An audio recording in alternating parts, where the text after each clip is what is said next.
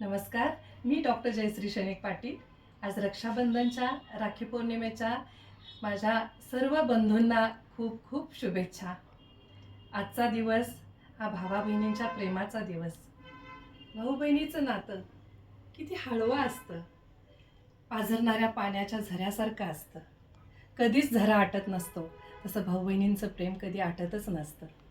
लहानपणी एकमेकांबरोबर भांडणारे भाऊ बहीण भांडतात, रागवतात, रुसतात, एकमेकांना मारतात सुद्धा, आणि हा त्यांचा राग हा रुसवा, परंतु त्या रागामध्ये त्यांचा अनुराग दडलेला असतो।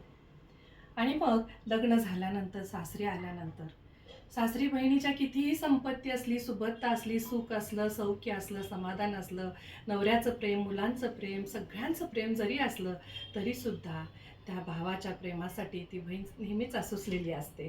आणि मग भाऊबीज आणि राखी पौर्णिमा ह्या 2 दिवशी भावासाठी ती आतुरतेने वाट बघत असते, भावाच्या आवडीचा स्वयंपाक करत असते, आणि मग तिला हवं ते गिफ्ट ती भावाला मागत असते।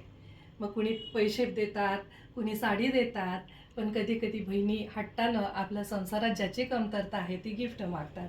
मग भावाची ऐपत असू दे नसू दे, बहिणीच्या प्रेमाखातर तो भाऊही तिला प्रेमानं ती गिफ्ट देत असतो, आणि बहीण नेहमीच भावाच्या पाठीशी भक्कमपणे उभी असते।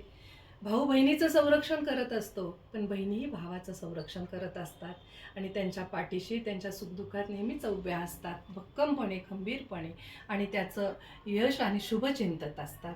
तर परत एकदा माझ्या सर्व बंधूंना तुमच्या आयुष्यासाठी नेहमीच शुभाशीर्वाद, शुभेच्छा, आणि खूप सर्वजण मोठे व्हा, औषवंत व्हा, यशवंत व्हा, गुणवंत व्हा, धनवान व्हा, कीर्तिवान व्हा, आणि निरोगी आरोग्य तुम्हाला मिळू दे, आणि बहिणीचे चांगले भाऊ व्हा, आणि समाधानात आणि आनंदात राहा।